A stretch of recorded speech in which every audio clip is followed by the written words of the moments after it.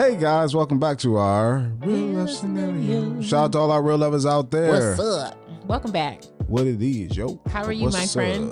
I'm doing well. Do it then. Then a player just me and Rhonda was and I don't want to turn this into a music thing. Cause I'm gonna be quiet. We would do it. I'm gonna be quiet. Yep. I'm gonna just shut up and let Rhonda you say. brought a list that had like the top 50 rap beats. Yes. And at first it gives you a moment of nostalgia because you just like listening to it and it's like, yo, I forgot about this song.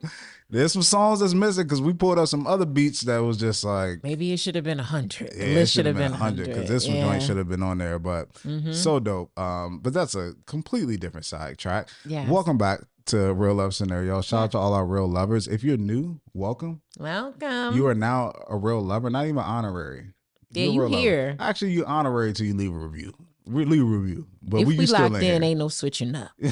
So you know.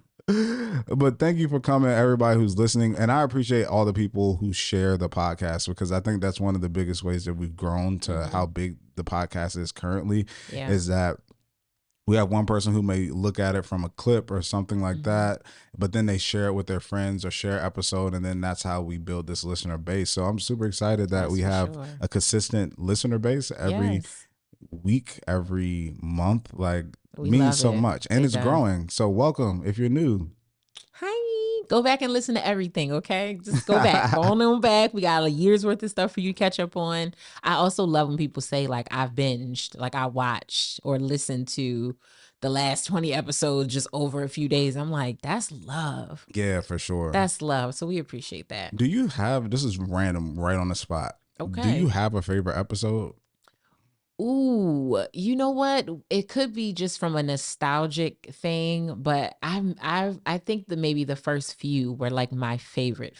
Gotcha. Like, oh, I can't think of one offhand. I'm gonna come back to the next episode with like two of my favorite. What about you? I like the 52 and 53 from a content standpoint, and Jim's like, I was like, yo, we was on it, like we was feeling it that day, and I enjoyed those episodes and listening back. But I guess there are probably certain stories, that I'll always remember, like the girl going up to the bar ordering food and not getting her man nothing who was sitting at the table. Like it's certain stories like that to where I'll be like, I remember that one. Okay, you know one that stands out for me is the woman who was sleeping with the two co-workers at the job, but she had a husband. Double dipping. It was like, and he was mad that she was cheating on him, but she was already married and he was the side. I was like, this is a doozy. This one is something else. Yeah, we've had some good scenarios, some interesting ones. Yes. Let us know like what your favorite episode has been so far, your favorite scenario, favorite story. Like that would be really cool. Oh man, that was a good trip down memory lane. It was. That was good. It was. I want to read a review. Well, this is feedback that we got via the DM in Relationship Restored. Should I say the name? Sure. Yeah, Kia Ruffin. We appreciate you. Hey Kia. We appreciate you, everything that you do, being a real lover. And all of that. And part of this and giving us the kind words. Kia said, this was an episode, Why Do We Self-Sabotage and Push People Away? Yeah. I think that was episode 53. Yes, it was. She said, this episode was really good. I appreciate you both being so real in your advice and response. This episode hit home for me and I'm listening. Sometimes women don't realize the pressure we may put on our partners, and though we think we are being open and honest, it can come off as you are complaining or bashing your partner. I'm taking notes as my boyfriend and I are only 1 year and 2 months in, and recently he shared some of these sentiments to me. So I'm listening. Thanks again. Wow, that's so cool. That's awesome. That's so cool. Thank you, Kia. Thank you so much. But I'm not glad that it confirmed what. Well, I'm kind of glad that it confirmed what you were feeling, but I'm glad that I was able to offer the perspective of a man, because that's why we do this show, to offer the perspective of a man and a woman, to give you that insight for when you're dealing with the things that you're dealing with, and to know that, the assessment was right. You know, absolutely. I feel like we got a lot of good feedback on that episode. Yeah. Because I think a lot of people self-sabotage and they don't mean to, but they're just coming from a bad place, and so they don't know how to undo it. So I definitely got multiple DMs about that episode. But yeah, it was a really great it was, if I do say so myself, it was a great episode and a very great cautionary tale. And if you didn't know, the person who wrote in gave us an update. So check out last week's episode because her update is in there. Yes. And if you haven't listened to the episode, go to 53 and check that out. Just listen to the last two. Just listen to the last 2, 3, 4, 5, 6, 7, 8. Yes. All 55 of episodes that we have. Every single one. We'd appreciate it. Just listen to it.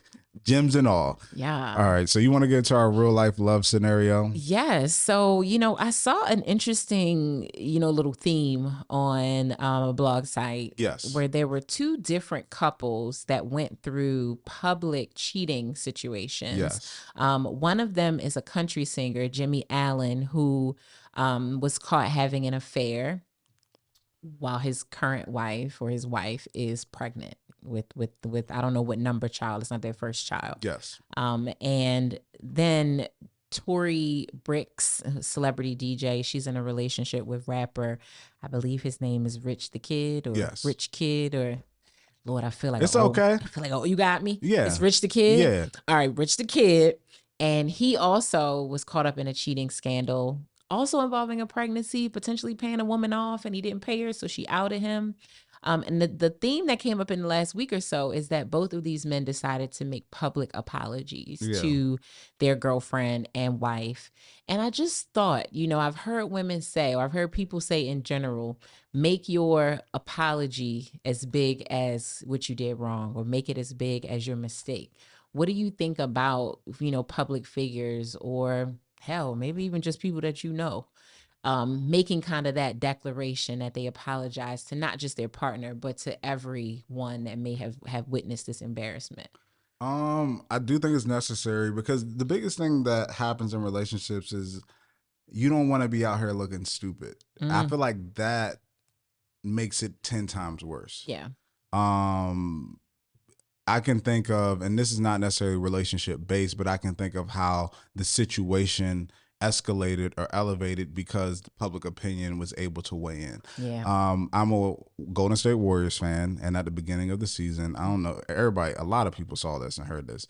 Draymond Green, there was reports that Draymond Green punched Jordan Poole in the face. Did you hear about this? No. Okay, this is gonna be fun. I'm gonna show Rhonda this as I'm talking about it, so this will get her. I don't live think reaction. so. Was it like on the sideline? Was it during the game? No. Okay, so this was something that was not. Yeah, it on was camera. at practice. Okay. So basically, there were reports that Draymond and Jordan Poole got into a scuffle at practice. That was the reports.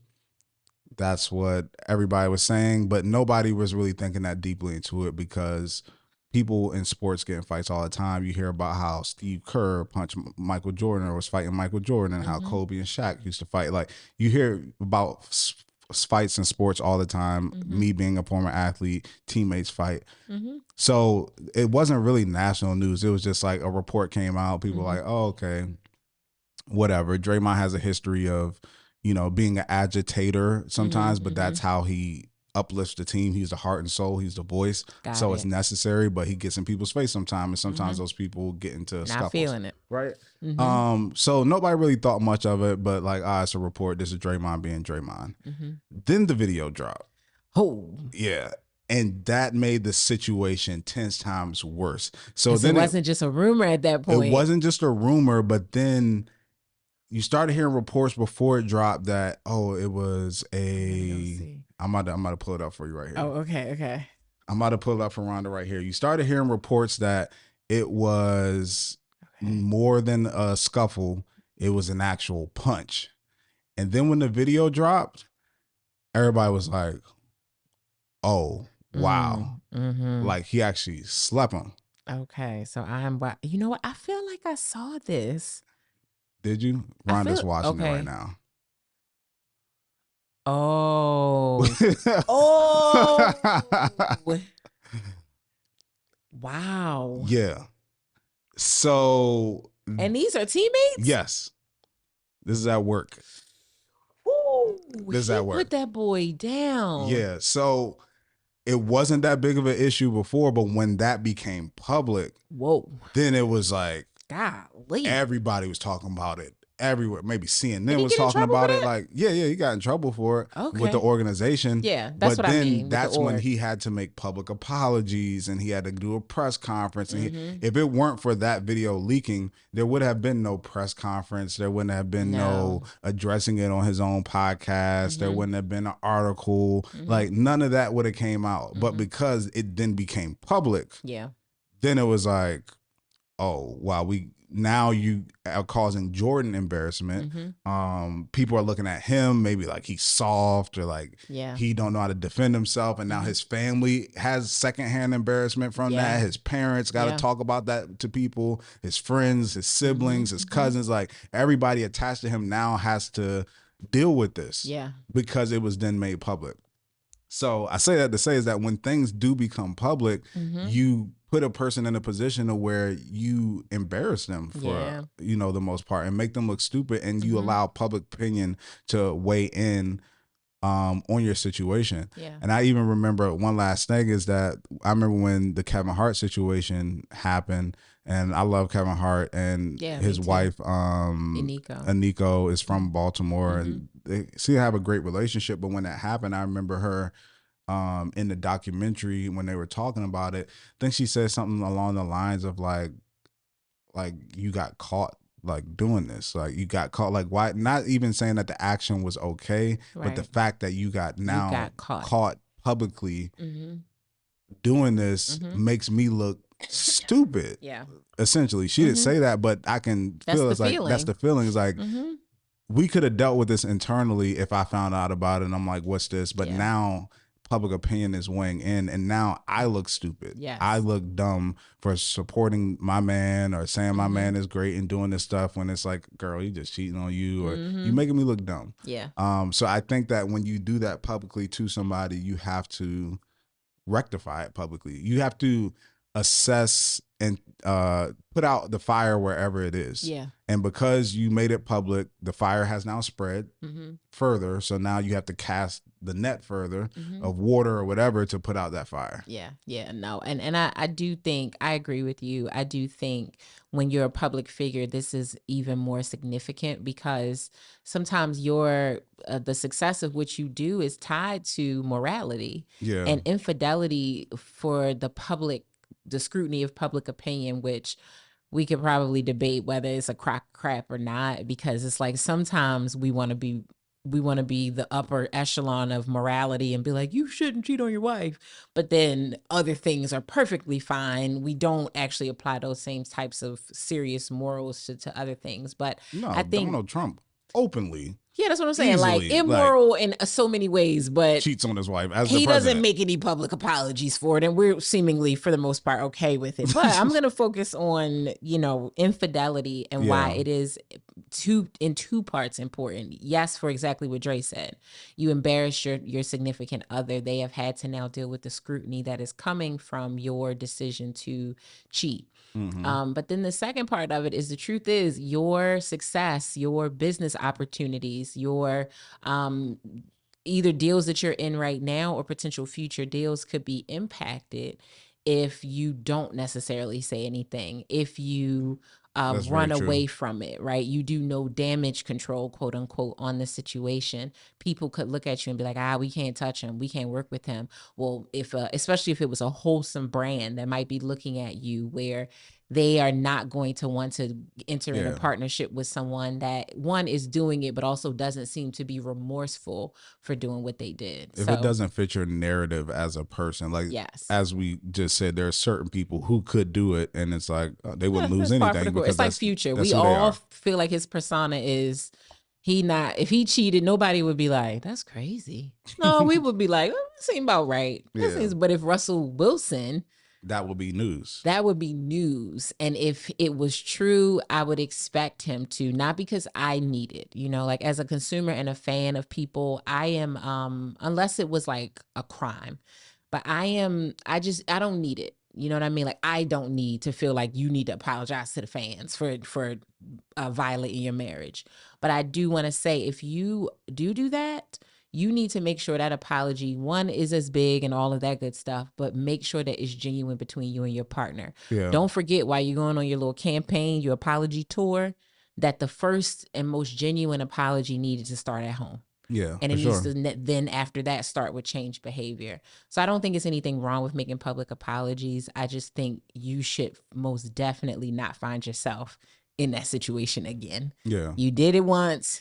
You either stop cheating, which is the best course of action, or like Kevin Hart's wife said, Nico, like, you got caught. Like, come on, stupid. If you're going to be doing it, you need to figure out a way to not get caught. Yeah. Okay. Like, if I only find out and we can deal with it within the confines of our home, I'm going to still be mad. Mm-hmm. But at least I don't have to now have millions of people everywhere I go. How you doing? Like, I remember with Kevin and Nico, she was like pregnant. And she was just trying to like go to the grocery store. Things that she has been able to do just fine. Yeah. And paparazzi are running up to her. How are you feeling? How are things with your marriage? Are you going to leave Kevin? And it's like, that's like, yeah. Come on. We actually might have been having a good day that day. Me and you might actually be okay. Yeah, we might have got back, had a decent day, and then it's just like... Now I'm outside being reminded that your stupid ass cheated on me. So, yeah, I just thought it was an interesting theme and just an interesting topic to kind of get into. That is very interesting. Making your apology as loud as your mistake.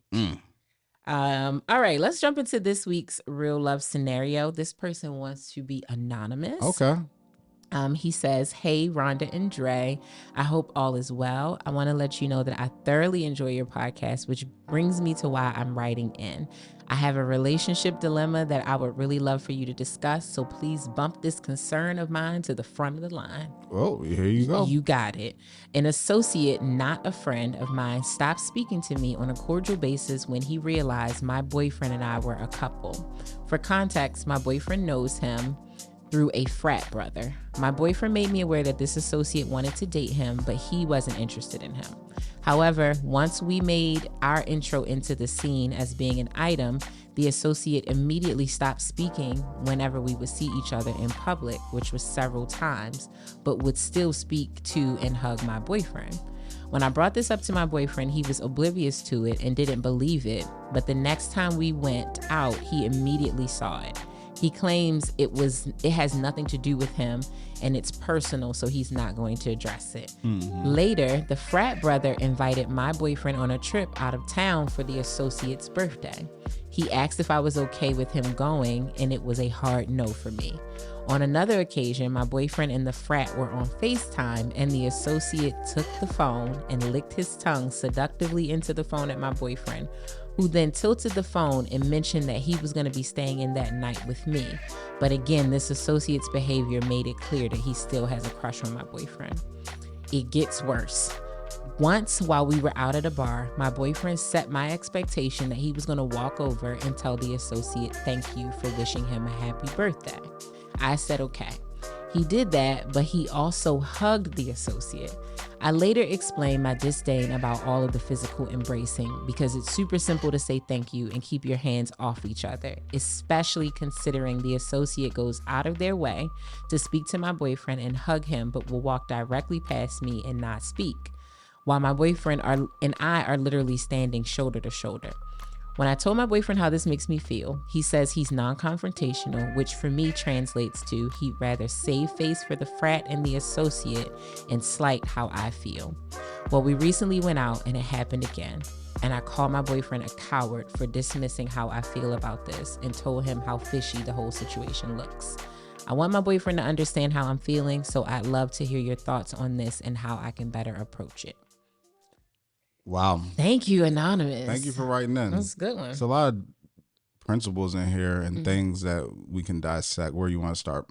Man, I think that at the core and the nucleus of this scenario, it comes down to kind of this defending, if you will. I think Anonymous is really looking for his boyfriend to defend his honor and show the associate that, like, hey, you can't disrespect my person. You can't speak to me and not speak to them. So I guess I want to start with kind of defining what defending your person looks like. Is that really a thing? Should you feel responsible for doing that in these types of dynamics?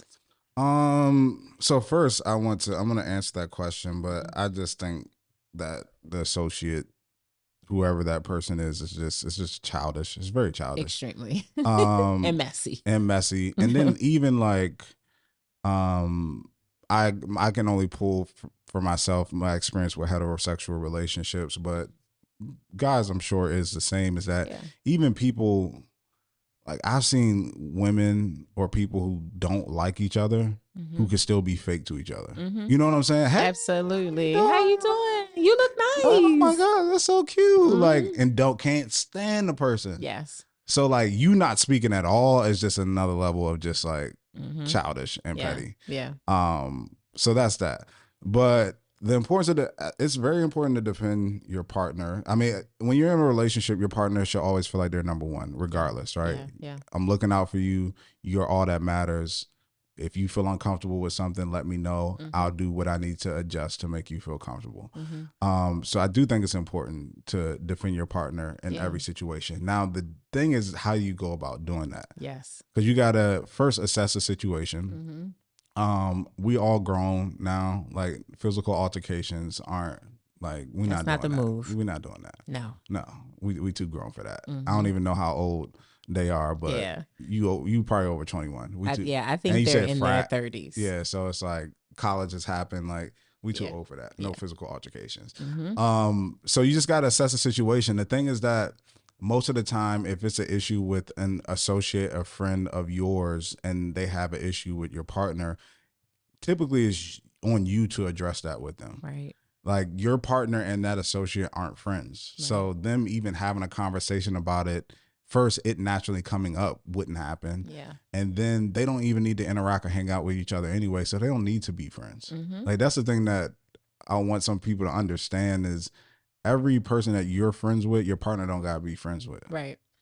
Like it's okay. They need to know who the person is, know their relation to you, feel comfortable possibly with you being around that person, but they ain't got to be friends with that person. Right. They're your friend. That's it. And you should have some of your own anyway. Yeah, you should have some of your own friends. Like sometimes you vibe with people. Like Bree has a ton of friends. Some of them I vibe with better than others. Right. I wouldn't consider all of them my friends. Right. But they all cool. Like they all cool. It's just some of them I'm more close to than others. Yeah. But I wouldn't say the ones that I'm not like close to, you can't hang out with or you can't be around or anything like that. But saying that all to say is that the person, the associate and the person who's friends with the associate should then address that. Yeah. And how they address it could be different. I don't think in the moment, unless it warrants in the moment, like something is abruptly just happening, you gotta be like, yo, like you can't do that, or let me bring you to the side, whatever, then you can have that conversation. But more times than not, it's normally like a call or like setting up something and be like, hey, I just want to rap to you. You know, my girl is, or, you know, the person I'm in a relationship is feeling this. Or I see, you don't even got to mention that person because sometimes you don't want that person to have a negative perspective of that person. So you could just say like, I noticed that, you know, when you came up to speak to me, you didn't speak to, you know, my partner. And sometimes the person may be like, oh, it slipped my mind. I wasn't even thinking about it. Like, I'm so sorry. But then the other person, then that leads to the open the conversation, because then they may respond and say like, I mean, you know what it is. Can't believe that you chose that person over. It just lets you know where that person stands. Yeah. But how you address it just depends on what the situation is. Yeah, I think that is, at least in this particular dynamic, I think the part that was the most off-putting for me is that the partner, the person, you know, who, not the person who wrote in, but his boyfriend, it was shocking to me that even after he saw it and for himself, because initially he's like, I didn't notice it, right? And that's cool. Sometimes you're not going to see certain things. But then once you saw it for yourself, you were still like, I mean, I'm not confrontational, and it's like I'm not necessarily asking you to be confrontational, but just for the purpose of shits and giggles, I just think it's important to define the word confrontational, because if I say I'm going to confront you about something, in general, that means that we're going to have a discussion that might be slightly intense. Yeah. Right? Slightly. There are levels to intensity. There are levels to confrontations. For sure. But for this fact alone, you should be okay with having a relatively intense conversation. So confront someone. It means to meet someone face to face with hostile or argumentative intent. Okay. Now, again, I could go up to you to confront you. How far this level of hostility goes to me is really all dependent upon you, because if I come up to quote unquote communicate with you, because that's really all I'm going to be doing. Hey, I noticed that the last few times I've seen you, you've spoken to me, but my boyfriend is standing right next to me and you don't speak to him. And I know that in the past you had feelings for me, you had a crush on me, or you had interest in me. But if we're going to be around each other, if I'm going to see you, it's going to be important for you to speak to my partner. It's just rude. It's not courteous to walk up to two people standing right next to each other and choose to speak to one and not the other. To me, that says you're looking for a problem. Yeah. You're looking for a fight. And I think you do have to be firm in that, right? Like, so a confrontation, can it get heated? Can it go left? Sure it can. But I don't think it has to. I think it can start with just a conversation. And I think you also need to lay out the consequence of what would happen if it's not resolved. If it's not resolved. Like, if you can't adjust and speak to my partner when you see them, then just don't speak to me either. Like, I'm good with having no communication with you. Like, I'm not going to do that. Like you say, your partner should be number one to you, whether this a boyfriend, girlfriend, wife. If you all have made a commitment to each other, you are their first line of defense to me when things like this happen. Yeah. Like, I am never, ever, under no circumstances, I don't even know my future husband's name right now. Okay, Lord, send him now. Let's come on with it. Y'all praying for me out there. But whoever he is, I'm not going to let anybody play with him, especially in my face. Yeah. I'm not going to do that. What is hello going to do to you? Like, is it really going to hurt you that much? And again, if you're choosing not to do that, I don't want anything to do with you. I have no desire to manage or keep or maintain a relationship with, number one, an associate, over you just being unwilling to say hello. Yeah, it's not worth it to me. That's what I say. If you can't keep up the appearance of just even being fake and muster up a hello, like I've seen people who hate each other do it. For sure. That's just so petty. Yes. And I think the issue with this sometimes is that if you have an issue with somebody you don't interact with often, then in the moment it becomes an issue, but then it can somewhat be forgotten until the next interaction. Yeah. Like if it's having an issue with somebody's mom or something like that, that might be a little bit different. But an associate who you don't really see, or you only see when the frat gets together, or you may see that person twice a year or something like that. Even the guy says he don't want to be confrontational. In his head, he might be like, we don't even see this person that much. I'm just going to kind of let it ride out, whatever.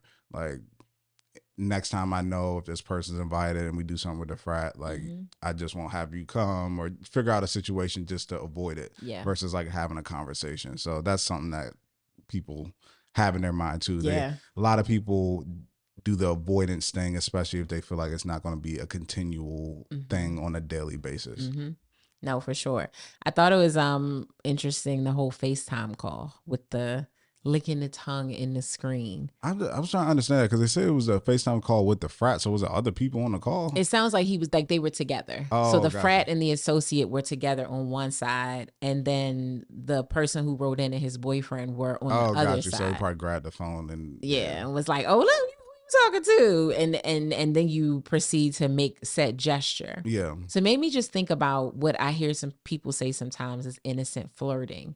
And someone could say that that's innocent flirting. Like, I'm through a device. Like, what can I really do? You're not even going to give me a chance. So I'm just playing around. But I do think there is a fine line between innocently flirting and just inappropriately flirting. Do you think that there is a difference, or do you think flirting is all messy, probably should avoid it if you're in a relationship? I don't know. I think about this so much now, more than ever. And I remember we had a beginning episode where we talked about this, and I had a perspective on it. But now I'm just, I don't know. Like I'm trying to even think of what is flirting, right? Okay. Like, what does that even mean? I'm gonna pull up a definition of flirting. Pull up a definition. Yes. I have my own thought process of what flirting is, but you put up the definition and what you think or what it says, and then I'll tell you what I think and see it as. But what does it say? Okay, so defined by Oxford, it says to behave as though attracted to or trying to attract someone, but for amusement rather than serious intentions. It amused him to flirt with her, is how they used it in a sentence. So read the beginning part again of it. Behave as though attracted to or trying to attract someone. Okay. So it kind of aligns with the thought process that I have. Is that the main thing that separates flirting, I feel like, from just a regular conversation is intent. Like, what are your intentions? Yep. I heard somebody say this, and I thought that it was good that a lot of things are on a spectrum, right? Yes. That we know the opposite of hot is cold, and the opposite of cold is hot. But when does hot really turn to cold, right? Yeah. Is it 40 degrees? Is it 41 degrees? Is it 42 degrees? Like, what is the actual degree? We don't know, because it's a spectrum of temperature. It's not this is hot and this is cold. It can vary. And I think that with conversations, that's the same thing, is that if you're having a conversation with somebody, you can go from completely dry to overly over the top, friendly, funny, and it's a spectrum and a lot of things in between. And it made me think of that because I met a young lady out when I was out yesterday. Her name was Lisa. She was an attorney, and I just made me think of my conversation with her. Like, would I be considered flirting? And I was just like, no. I talked to her for maybe like 10 minutes. It was a great conversation, laugh, joke, have fun. But my intention wasn't to do anything with her. Yeah. She left with her friends, and then I went on with the rest of my night. Yeah. So I don't feel like how I interacted was inappropriate. But I feel like because like people take and view the interaction that you have with somebody and try to judge your intent off of the mannerisms and how you look and how you seem like you're enjoying the conversation. But the actual act of talking and laughing and joking shouldn't be anything wrong with that. Yeah. And like I said, the spectrum of conversation is like, if I'm talking to somebody and you say, as my partner, it's okay for you to talk to people who are of the opposite sex, or I guess in this same situation are of the same sex. But you can talk to those people, but I don't want you to be all buddy with them. It's like, how do I have a conversation? Because I feel like it's a line between like, all right, if I'm talking to somebody, like it's a dry interrogation almost. Hey, how are you doing? Yeah. Good. Where are you from? Baltimore. Okay. What do you do? Like that's not connecting with somebody. So then it's starch. Let's go more to the spectrum of being more cool. So you're telling me if I'm being more myself, like, hey, how's it going? Like, how things going? Like, oh, I love your watch. Like, that's really dope. Am I now flirting because I'm being nice? Yeah. Am I flirting now because I'm telling a joke and we're laughing and we're joking about something? Like, is that flirting? I don't. It can be, but that's what I'm saying is that like, just because I'm making somebody laugh or I'm telling a joke or that's just the personality that I have. If somebody's charismatic or something like that, just because I'm that person and I'm being myself and the person's laughing, I'm laughing, and it seems like we're having a good time. Does that mean I'm flirting with them? Right. And I feel like some people would say yes, because they would see that as, oh, y'all buddy, y'all laughing. What's so funny? Like, you trying to make her smile, you touching them. Like, so your intent is something greater than just having this conversation. Yeah. But then for other people, it's like, oh, they just having a good time, laughing, fun, and it's nothing to it. So that's what makes me question flirting, because I feel like it's possible with the conversation that I had with the girl the other day that somebody could see that and think, oh, you were flirting with her. And I'm just like, I was just talking. I was having conversation. When I saw the opportunity to make a joke, I made a joke. It wasn't inappropriate, wasn't anything that disrespected my relationship. Wasn't anything, didn't get the girl's number, didn't ask her what you doing after this, like nothing. Pure conversation.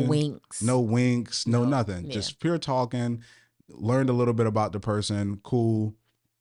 It is what it is. But no intention behind it. So what do you think about that? Because that's where I see it now. Before I used to be like, oh yeah, innocent flirting, this flirting. But now I'm like, sometimes some people are just more charismatic and more, the conversations that they have are just more open and free and like based off of their personality. It doesn't mean that they're flirting with you. They're just more open people. No, I like Wikipedia's definition of flirting. So I'm going to read that, and I'm definitely going to tell you how I feel about what you just said. So it says flirting is a social and sexual behavior involving body language or spoken or written communication. It is used to suggest interest in a deeper relationship with another person. And if done playfully, it's for amusement. So I think that's just more comprehensive on like a starch definition of flirting. But I think to answer your question, it's one of those things where in your relationship, you need to define it. Yeah. Just like you need to define what is cheating, because it's gray. It's an ambiguous word that could mean a lot of things. Like cheating for me is entertaining someone with the intention of spending time with them, whether that's verbally or physically. That is a violation of the covenant that you and I have made. That's my definition of cheating. So that you could do that without having sex with somebody. If I feel like the bond that you are building with a person is in violation of the bond that you and I had, that bond would make me uncomfortable. It is not with a friendly tone. Yeah. It has some intention. It is laced with, if only I wasn't in a relationship.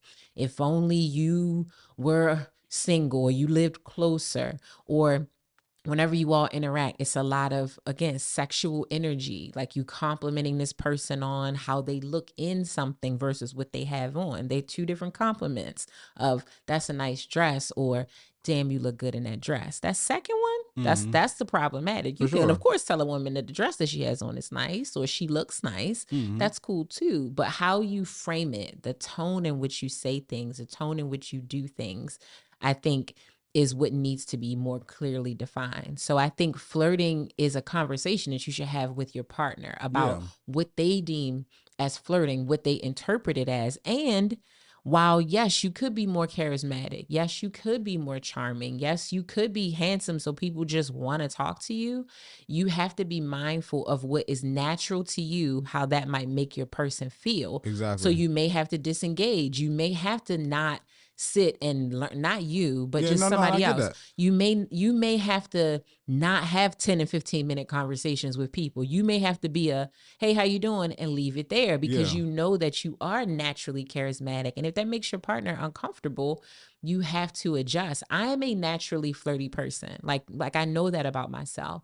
So I know for a fact, and I can flirt with men that I don't want anything from them. I just enjoy the gymnastics of it. I enjoy the amusement of flirting sometimes. But if I was in a relationship, I would dial that back significantly. Yeah. And I think when it comes, the barometer that I have is, if Bree was standing right next to me, if my wife was standing right next to me, would I still engage in this conversation in this way? Yeah. And I feel like the conversation I had with the girl, other night, I would. It would have been exactly the same. And Bree and I have done that, but Bree understands me. I feel like I'm a charismatic person and I connect with people a lot socially. And Bree is that same type of person, like from a bubbly social standpoint when she turns it on. And there have been times in our relationship to where she's been talking to a dude, they laughing, joking, like, I don't know what they talking about. It doesn't bother me. My wife's right here with me. It's cool. Like, she knows how to handle herself. She knows what she's doing. She's having a conversation. That's fine. And there's been times at places where we both have been split, barely saw each other because we was just talking to all these other people. Like we see each other all the time.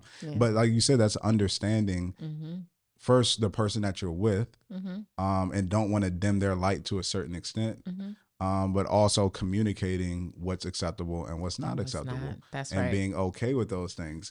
But it's like, I think too, people who are able to converse very well, like you said, you're a naturally flirty person, but I also think that you're a natural conversationalist. Yes. Right. So it's just much more easier for you to have a conversation with anybody because you know how to have a conversation. Yeah. You know, if somebody's not talking, what questions to ask. You know how to read body language. You know how to do these things to where it could seem like a conversation is flowing very smoothly, or seem like you're interested in the person that you're talking to when it's like, no, I'm just having a conversation. We're just talking. Like, I'm just just talking with the person. And I feel like, I don't know, when you're in a good space and you're happy and you're like, when you're just talking to people, you just, I don't know, it could seem flirty, but it's not. It's nothing that deep. Like, even if I talk to a guy and he's in a good mood, I'm in a good mood, I'm doing something, he may say something and we might be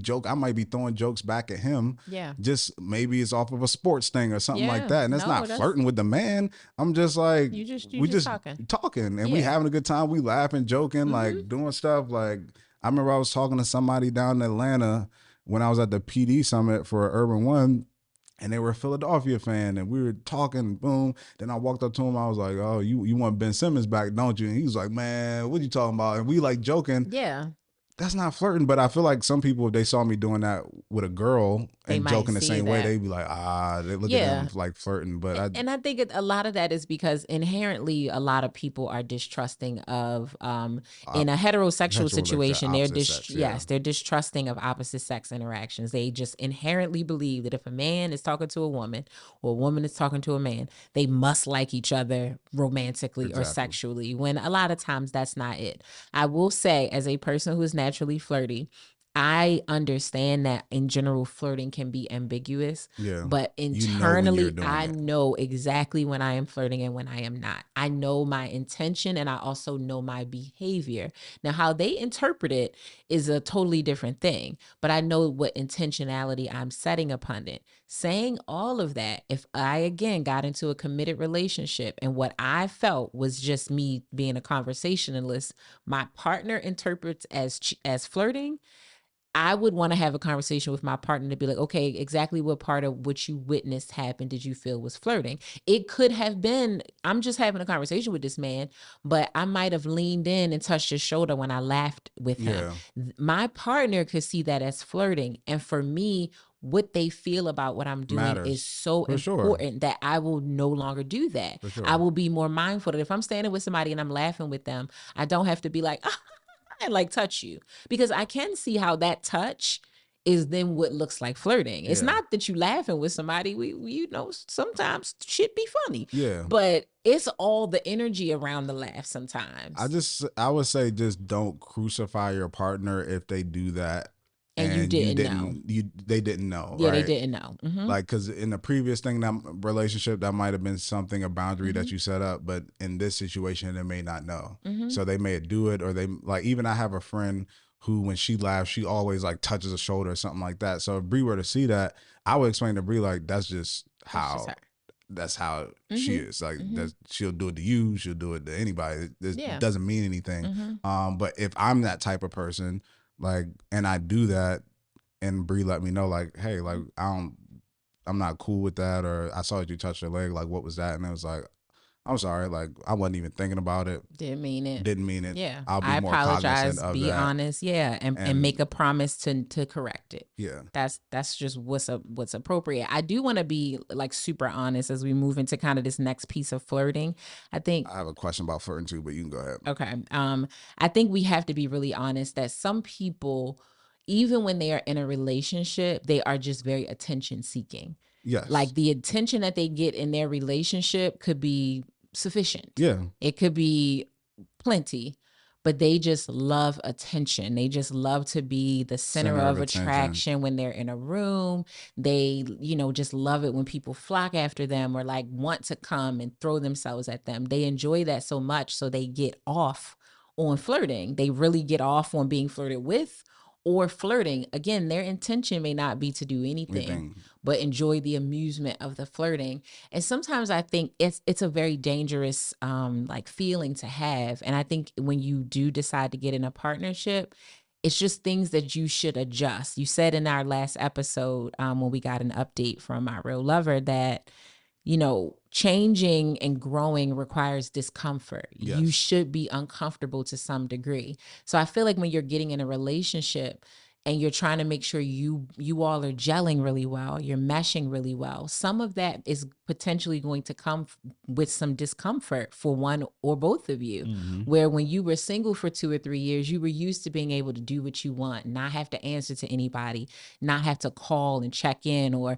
not touch someone when you laugh with them because, well, you've been single. You're not responsible to anyone. Yeah.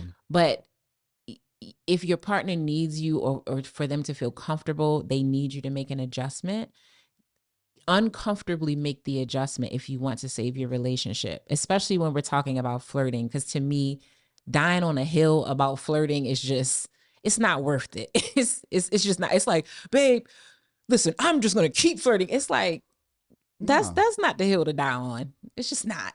So I want to address what you're talking about, attention seeking, because I feel like that's something that's very important. But the question I had about flirting is, I feel like being charming is like a superpower almost. Mm-hmm. Are you okay with your partner using that to his or her or you all's advantage for certain situations? Like, would you be okay with them equipping it to like do something that is, you could tell the intention is not anything but to do what they were trying to do? Yeah, I think so.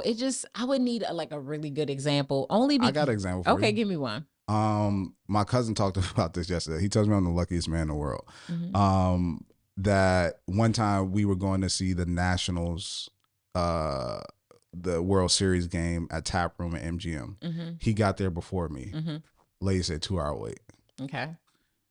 I come and I'm like, hey, how's it going? Fast and smile. How's your day going? Yeah. It's busy in here, ain't it? And just, you could say that was flirting. I was like, you ain't got nothing for us. Like, come on, you ain't got not one table up there for us. Like, we got to wait out here with all these people. You going to do that? I thought we were just friends. You told me about how your day was going. You told me you dropped your kid at work that day, and we was building a connection. I thought we was good. And now you telling me you going to have to have me wait here for 2 hours. Right. And it's like, let me see. It's like, I think we got something that could open up. I was using that just to get that table. I did not want to wait for 2 hours. We went there for the thing. Mission accomplished. I ain't talking to that girl. Didn't get a number. Didn't get an Instagram. Ain't get nothing. Yeah. I'm just doing that in that moment to try to get that. And if it don't work, then it's just like, all right, whatever. It didn't work out. It didn't work out. Like, so I mean, like using it in that type of thing. Yeah, I think it's cool, in some of those dynamics. If it's just a quick, like, especially if it's something that I am definitely going to benefit from as well, not just you. Like that scenario, if we were out together and I'm like, damn, I really want to get in this spot, but it would just be cooler if you went up and got in. Yeah, I think that would be fine. The only reason I feel like slightly hesitant about it is because sometimes people will just misinterpret that. Not you, the person that you're wielding it on. Yeah. They will, you're innocently like, I ain't gonna talk to this girl no more. Like, whatever. But then she could take that as, hey, he was like really flirting with me. And sometimes, unfortunately, people get weird. Like, especially if this is a place we might go to frequently. Very true. Maybe you are popular and now they follow you on social media. And now they're like, again, the force should be around you, right? So it's always on you to not let anything further happen. But I think sometimes I can see that as slight manipulation that just may not be necessary, because now they gave you something and they might want something in return.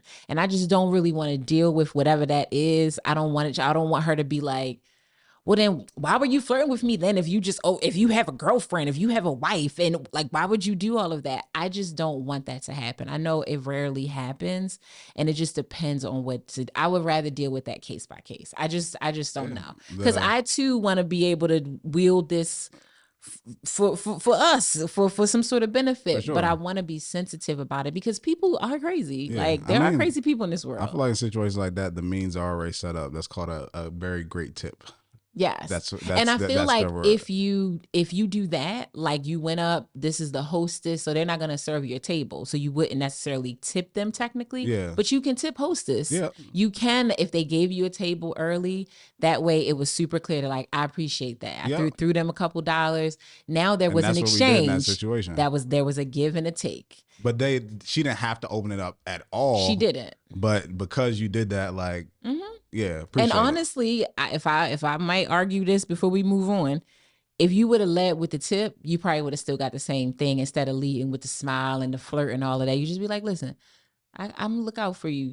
I got a couple dollars for you if you could open up a table for me sooner. You probably would have got the same thing even if you was ugly. If you didn't smile, because money talk ain't nothing sexier than some cash in my hands. But I would say maybe yes, but the thing opening up in that, and we're gonna stay on this scenario too long, but the thing that opened up the opportunity initially wasn't the money opportunity. She didn't know that she was getting that. Right. Because you didn't lead with that. I'm saying if you lead with, because I've done that at a restaurant. Like I walk straight up like. You can do that, but other times like it may not work. Or depending on who the person is, like you got to engage in a conversation.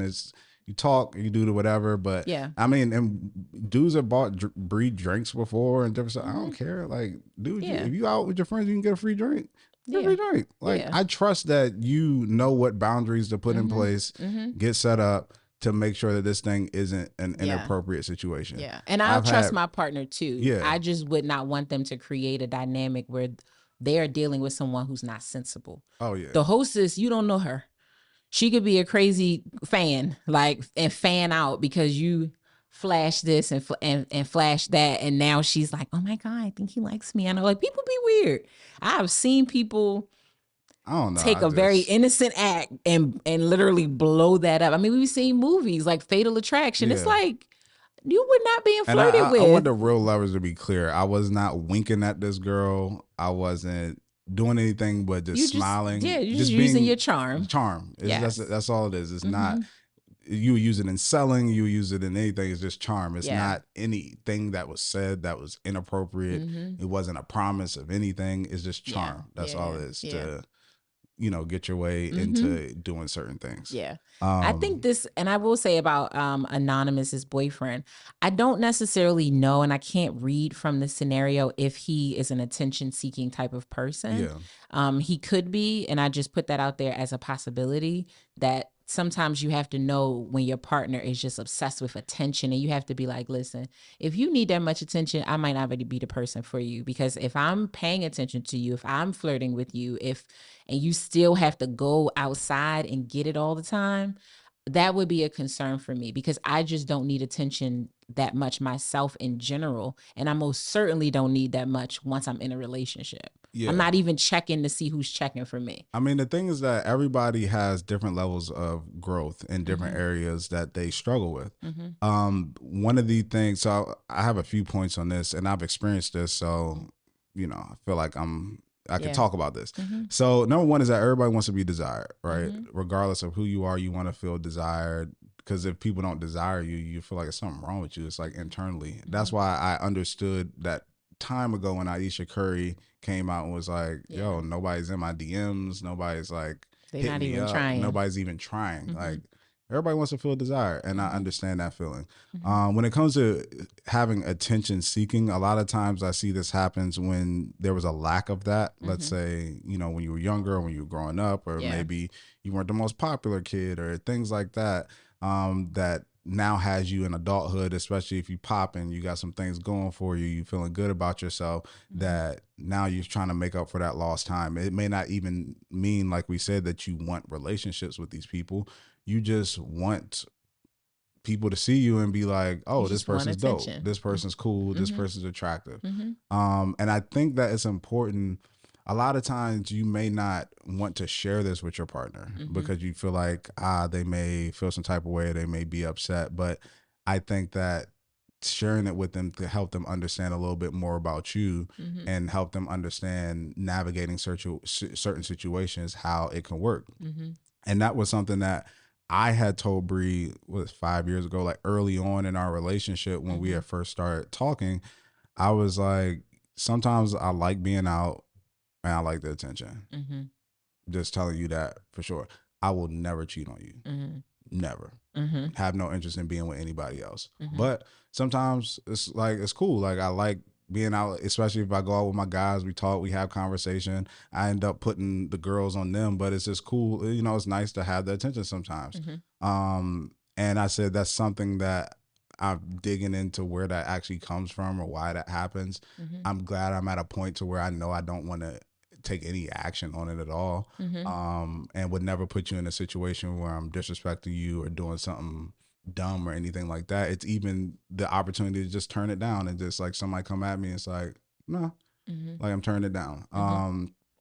And even sometimes it's like, I'm not, the difference with me though is that I was never like, I'm outwardly trying to seek attention. It's just, I'll be being myself, or I'll be chilling there, somebody approach me, you know, I'll talk, have a conversation, whatever, and meet different people in that way. And she accepted that, and then that helped her understand a little bit more about me. And then even at times she would give me the freedom to like hang out with my friends and stuff like that, understanding that, you know, I'm navigating this part of my life and trying to figure out, you know, how to deal with it. And not that even necessarily is anything wrong with it. I don't think she ever felt threatened by it or anything like that. It's like, okay, you told me straight up, like, this is the thing. And this is how you feel, and this is what you're going through. And then over time, like, it just kind of faded, because you realize none of that stuff is like, who cares? But it just takes some time. And as if you make your partner aware, then that's the thing that we had talked about before on like a few episodes ago. It's like, make your partner aware of your struggles and the things that you're going through, because you'll be surprised that they'll help you figure that out. Even when we had the situation where a girl was attracted to her man's friend. She told him, and he's like, okay, let's set up some things in place. I'd rather you tell me sometimes of the things you're struggling, so we can work on it together and figure it out.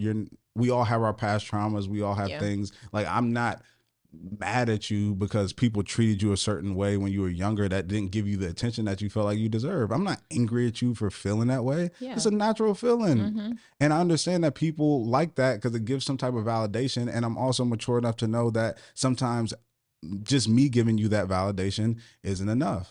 And that doesn't mean that you want to act on that, because it's the same with my wife on the opposite side. I could tell her a gajillion times she's the most prettiest, beautifulest thing in the world.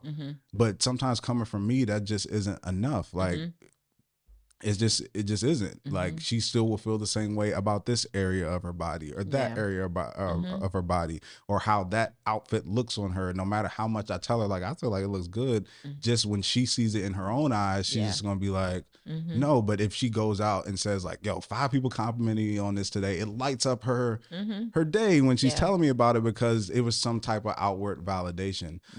So I say that all to say is, you know, sometimes people are attention seeking in relationships.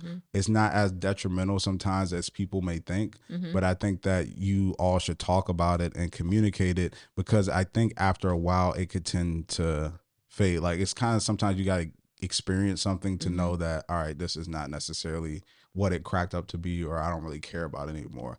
And full circle now for me, it's like, I'm trying to stay out the way most of the time. Like, I prefer to be like not seen. Like, I'm just going out with my boys, we hanging out, we chill, and I will talk to people, but it's natural. It's not seeking anything, or I don't care if nobody comes up and talk to me or anything like that. Could care less. So I think when it comes that was long, I'm sorry. No, you good. I think when it comes to receiving attention, like you said, we all like to receive attention. I think it's dangerous when you seek attention, because you will go through leaps and bounds. You will become performative. You will go out of your way. You're going to take the long way to the bathroom. You're going to walk out the front door instead of the back door. You're going to do things, even if that's certain choices of clothing, or how you might do whatever.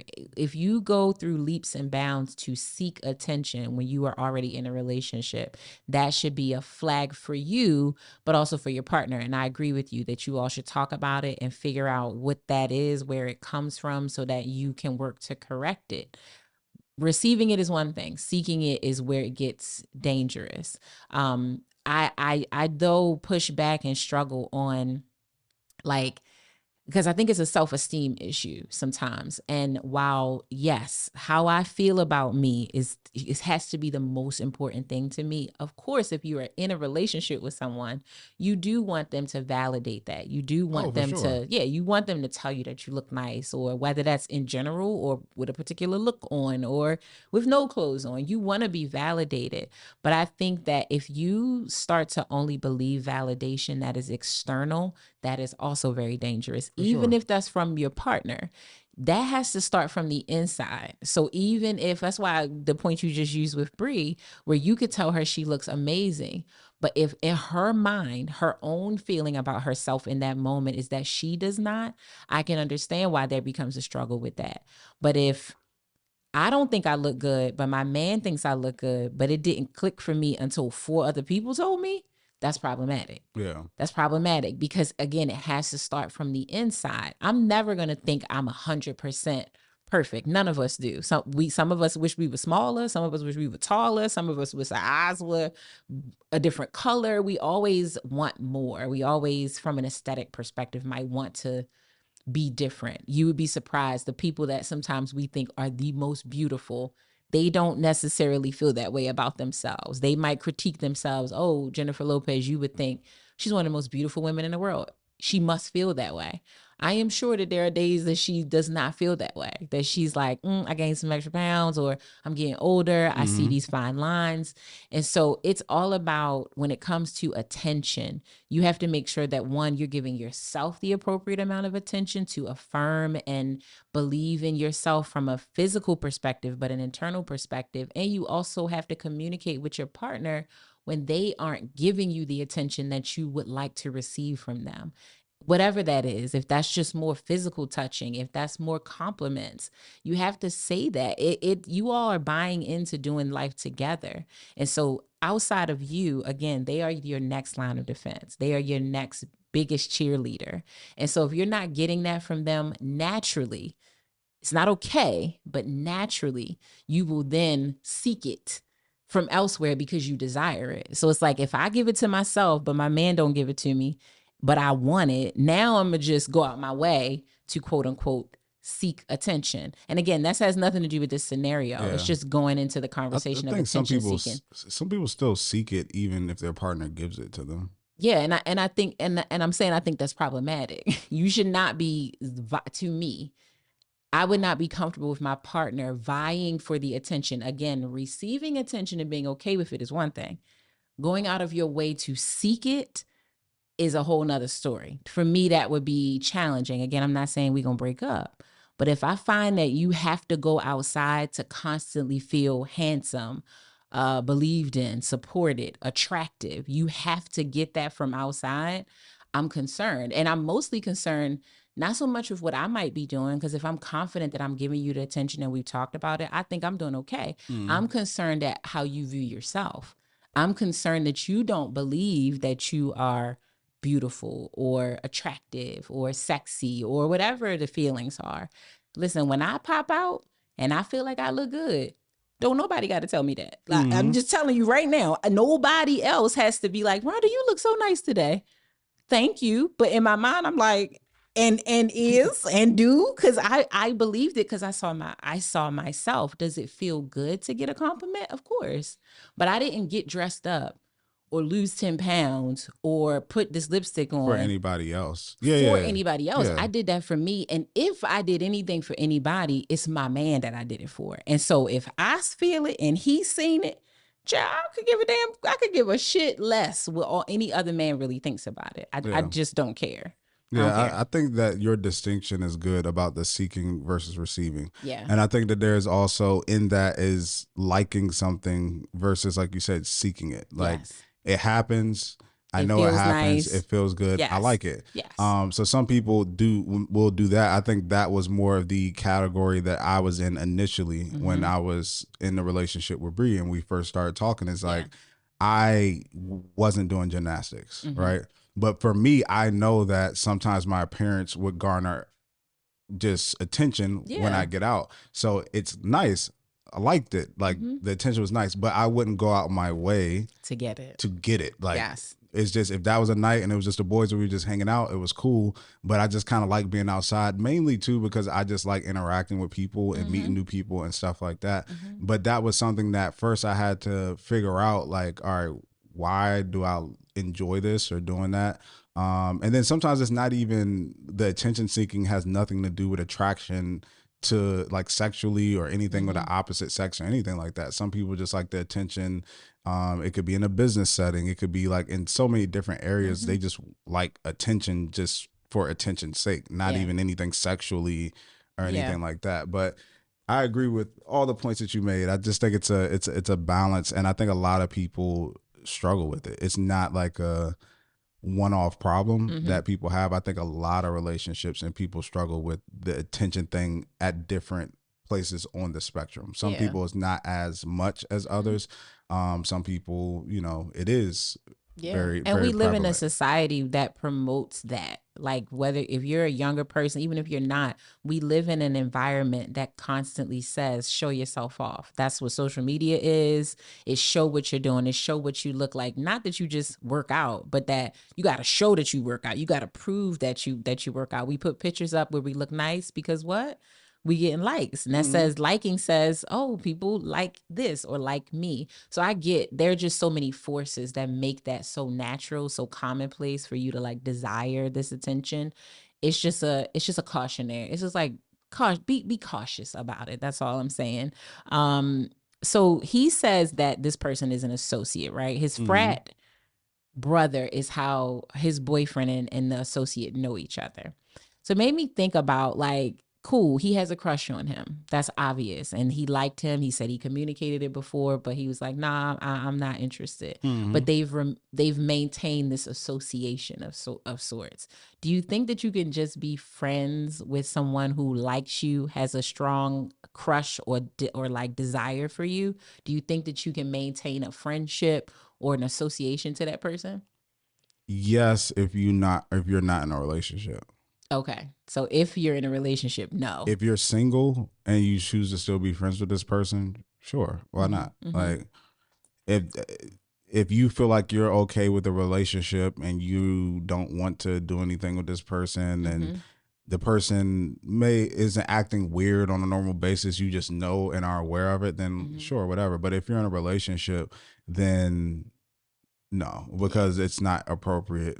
Knowingly, knowing that the person has, some type of desire. Yeah, I agree when it comes with to you. Yeah, I would be, leery either way, only because I feel like when people really like you, because I've had this happen to me, where like I tried to just be cool with them, friend zone them, but damn near every chance he got, it's just like I have to be reminded that you see me in a way that I don't see you. Yeah. And now I just feel uncomfortable. Like I got to stay in this cycle of rejection.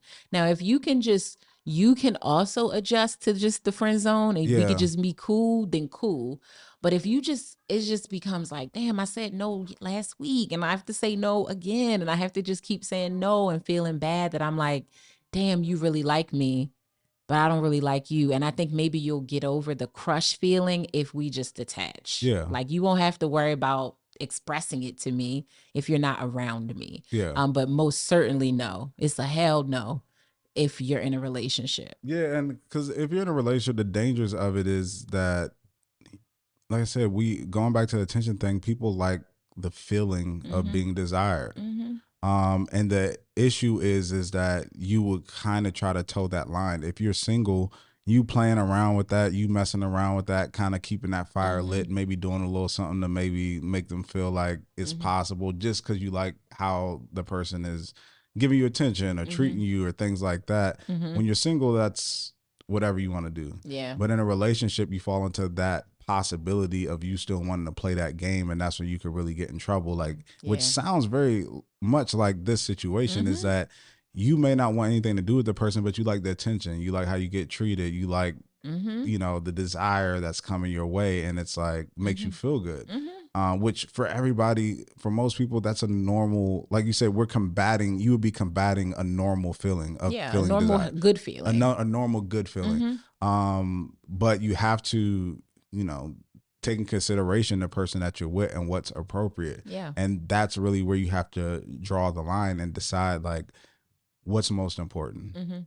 Is it this desire that I'm getting from this person who I'm never going to pursue anything with, or is it jeopardizing my relationship with my person because I'm trying to seek this external thing? And you have to come to the conclusion, if you want to be with that person, that this person is more important. That's why I decided to be exclusive with them. That's why I'm in a relationship with them. That's why for my wife, I married her, because that's it. And I told my wife when I married her in my speech, it was very short. It was like, I am completely satisfied. And I don't think it's very simple. It's very, very simple. And it doesn't sound like a lot. Doesn't sound super endearing. It didn't use all the love words. It's no no. I told my wife when we got married, I'm completely satisfied. That means that I don't need anything else. Right. Nor do I want anything else. You are enough. And that's all I need. That's it. That's it. I love that. That's it. I love that. And I think that is such a declaration that will make someone feel like, wow. Because I don't think people say that to their partners. Not like I chose you, not like I'm with you, not like you're my person. I am completely satisfied. Like, this is, don't need nothing else. My stomach is full, baby. Like, I love this meal. This is it for me. I think that goes such a long way. And just to continue to reaffirm it, which I know that you do, so I'm not speaking to you, but I think it's really, really important. And you think about sometimes when you dance with that, when you keep dancing with external validation, it can make you think that what you're getting at home is insufficient.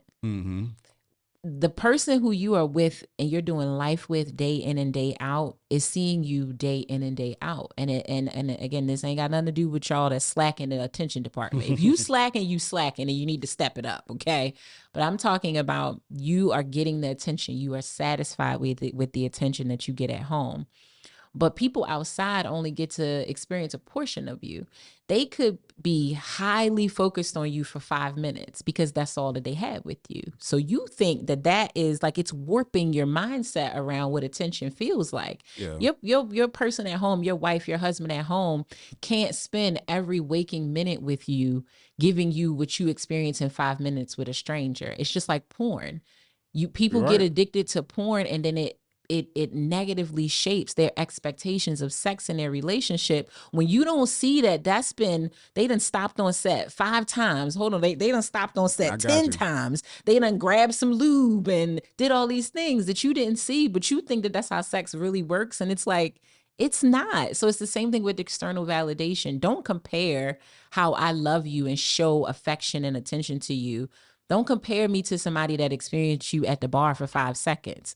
She don't know you. No. She's not with you day in and day out. Moment in time. Yeah. And I wanted to say the definition, just so we put it in terms, we're doing definitions today. Yes. So according to the dictionary, Oxford words. Completely means totally and utterly, and satisfied means pleased. I am totally and utterly pleased with you. That's my friend, y'all. That's it. Better love your lady. I don't need anything else. I'm good. I love it. And it's funny that you said the porn thing. I don't know why I randomly thought about this and how the expectation of porn, and this is something different that we could talk about later, but I just want to share this thought of how like that expectation and seeing that can alter your viewpoint of relationships or how you perform in relationships. And I was like, I wonder if you took a survey of people and said, have you, let's say, orgasmed more from porn or actual physical sex? That would be so interesting. I'm sure there's studies on this. Right? I'm sure there's studies on this. So then if you orgasm, let's say 2 times or 3 times more for porn versus physical sex, maybe your mind, your expectations, your thought process, how you operate in the bedroom is highly influenced based off of porn. Yeah. Because that's how you've received, let's say, 70% of your pleasure and orgasms throughout your life. Yeah. By watching someone else have sex. Yeah. that would just be an interesting like dive into like. I just listened to a podcast that talked about this slightly, where he very specifically delineated the fact that you don't even realize that you're not getting off on having sex. You're getting off on watching someone have sex. Yeah. Right. So they're two very different things. So that is such a good topic that I definitely think that we should talk about at some point.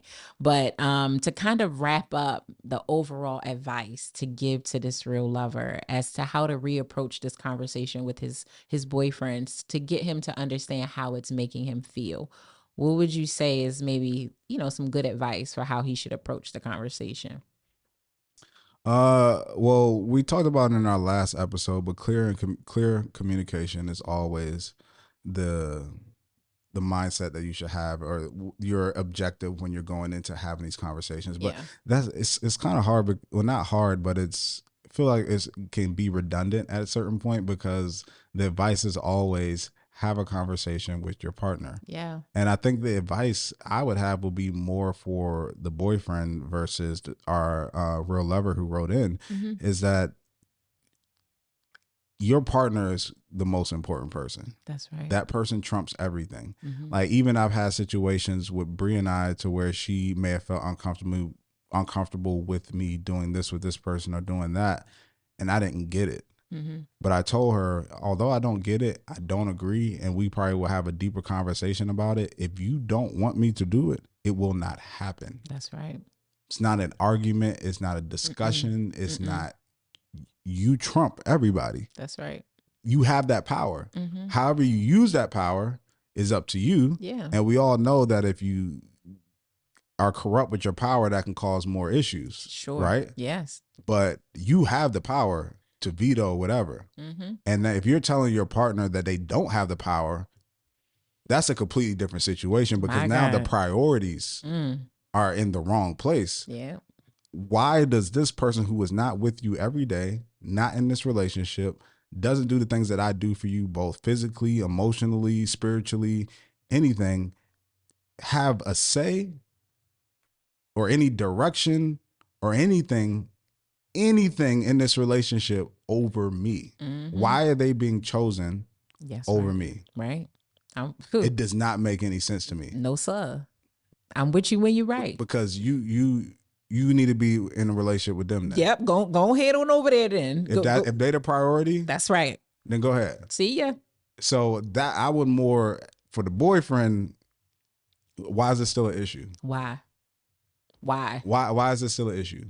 Because that then makes me think something's up. If you telling me this is nothing and the person just flirting with you, again, pick and choose the hills you want to die on. This is not one of them. Nope. This is not one of them, because I would be having this conversation with you if it came down to, I felt like you were choosing, if I'm your wife, that you choosing your mom over me, or I would still feel the same way. But that's your mother. This woman gave you life, and I would be pushing on you if I felt like you were disproportionately allowing her to influence our marriage. Yeah. So if I'm gonna do that with your mama, I'm most certainly not trying to convince you to shut down something with an associate that makes me uncomfortable. What am I missing? Like, I'm lost. We barely know this person. An associate is literally a few steps above a stranger. Why am I arguing with you about that? So I am with your advice 100%. I think it's more for the boyfriend. But for the real lover, I would just say, number one, you did indicate that you called your boyfriend a coward. And I think you have to be really sensitive to name calling. You shouldn't do it at all. But I get in the heat of the moment. Sometimes it happens. Challenging. But anytime you are having a debate or a disagreement, you instantly lose your footing when you insult the person for something that has nothing to do with the situation. You can express that you feel like the behavior is cowardly. I feel like your inability to confront this situation and shut it down so that I don't feel uncomfortable, you're taking a cowardly approach to it. Instead of facing it head on, you would rather shy away from it and hope that it corrects itself. But to project and call him out of his name, it just instantly puts people on defense. So first piece of advice is don't call your partner out their name. Okay. Very true. But the second piece is just sometimes you have to change the environment in which you communicate. Sometimes it's not what you're saying, it's where you're saying it, it's how you're saying it. Like we talked about on a few episodes ago, I was listening to a Jay Shetty episode, and he talked about sometimes when you're having tough conversations, you have to sit at a certain type of table. It just promotes better flow of communication. Sometimes you walk together down the street because that shows solidarity. We're walking in the same direction, where sometimes when you're sitting how you and I are sitting, this can feel combative. This can feel like you versus me. So I think maybe you need to try some of those tips too, because you've already expressed it multiple times. So maybe it's not what you're saying, it's how you're saying it and possibly where you're saying it. Maybe you're always saying it in the moment that it happens versus maybe y'all are at home cooking together and you just be like, hey, babe, I just wanted to talk to you about this, and be vulnerable. Vulnerability goes so far when you're communicating something making you feel bad, instead of being like, you're my man and you shouldn't do that. Vulnerability sounds like, when you do that, it really hurts my feelings. When you do that, it makes me feel like my feelings are not important to you. When you do that, it makes me feel like I am not the priority. And I know that I am a priority to you. I know that for the most part, you make me feel that way. But for some reason in this particular situation, I just don't feel that way. And I would appreciate it if you would prioritize my feelings, or I would appreciate it that you wouldn't dismiss me when I'm expressing to you that this actually really hurts my feelings and it makes me question your intentions. And I don't want to question your intentions because I love you, because I want a successful, happy relationship. You get more bees with sugar than vinegar, or honey than vinegar. That's what they say. It's true. You just have to learn how to sometimes package difficult conversations, especially with a person you want to be with. If you care about them, then you should care in how you handle, how you communicate with them. So yeah, and I think that when you talk to him, ask him to be honest about his reservations as well, because what he may feel like is that it's disrupting whatever chemistry that group may have. Yes. So that's why he may be more hesitant with it, that sometimes he may feel like it's inevitable, or I'm going to be around this person if I hang out with the group because that's the group.